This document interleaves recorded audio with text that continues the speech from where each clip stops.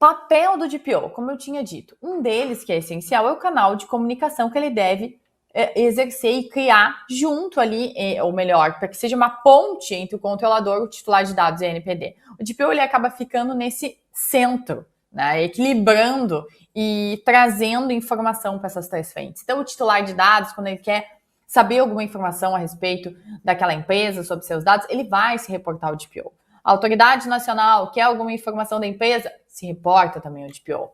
O controlador quer entender se aquele serviço, aquele produto que ele está desenvolvendo é viável, ele vai questionar o seu DPO. Então, isso demonstra a importância do DPO dentro da empresa. Ele está envolvido em absolutamente todos os projetos que surgem dali.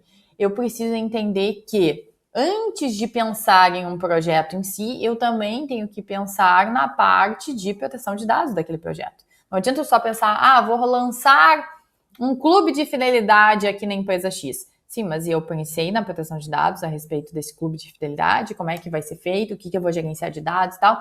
Isso é papel do DPO, estar envolvido desde o início e estruturar este caminho. Então, isso é muito importante, faz todo sentido. E a gente tem que aproveitar sempre para deixar claro que o DPO ele precisa ser envolvido desde o início, tá? Então, todo e qualquer projeto precisa ter o envolvimento do DPO para que ele tenha esse olhar, essa visão sobre a proteção de dados dentro daquele ambiente, dentro daquele projeto.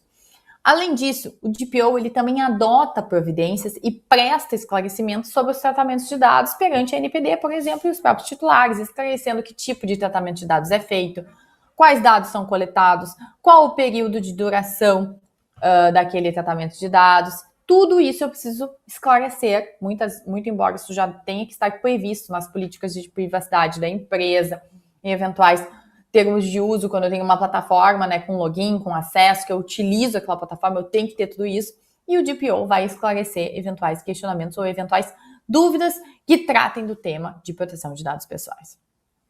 Além disso, o DPO também tem um papel muito importante para dentro da empresa. Ele que vai orientar os empregados, os terceiros, os prestadores de serviço, enfim, todo mundo que faz parte daquela empresa, do ecossistema daquela empresa, a respeito da privacidade e proteção de dados pessoais.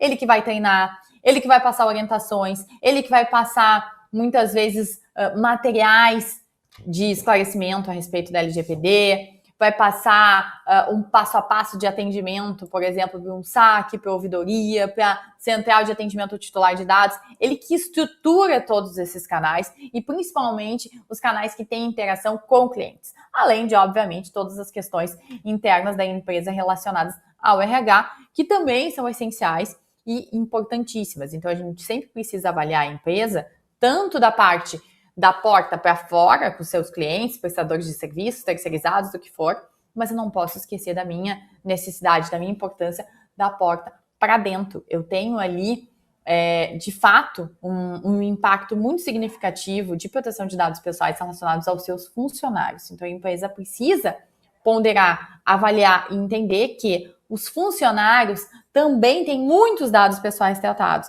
E esses funcionários, eles precisam ter toda a transparência, todos os instrumentos jurídicos aditivados, ter esclarecimento a respeito do que está acontecendo com seus dados pessoais, da mesma forma que um cliente com um consumidor. Então, a gente não pode esquecer que eu tenho essas duas frentes dentro da empresa.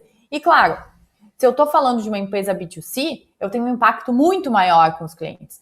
Se eu estou falando de uma empresa B2B, eu tenho um impacto muito maior com a parte interna de funcionários. Então, eu preciso entender a empresa que eu estou trabalhando, qual é o tipo de atividade, e o DPO vai focar dentro dessas situações, né? Então, se eu sou DPO de uma empresa muito B2B, eu tenho que focar muito em treinamento e orientação, por campanhas de endomarketing para aquela empresa, explicando o que é LGPD.